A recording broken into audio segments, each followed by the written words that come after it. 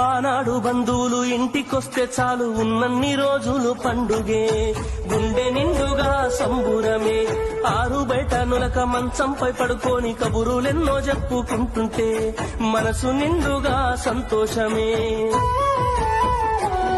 వాళ్ళు తిరిగి ప్రయాణం అవుతుంటే ఇంకో రోజుంటే బాగుండనిపించి ఎక్కే బస్సు వచ్చి వెళ్ళిపోయేదాకా చెప్పులు దాచిన జ్ఞాపకమే.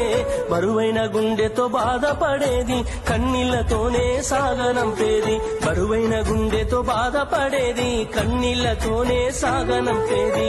ఆనాటి ప్రేమలు ఏమాయరో, బంధాలు బంధుత్వమెటువాయరా, డబ్బు బంధాలే మిగిలేనురో, మనుషులే దూరమయ్యేనురా.